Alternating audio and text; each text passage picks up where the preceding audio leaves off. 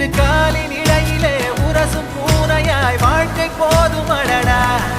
எதிர்காணும் யாவுமே தீண்ட தூண்டும் அழகா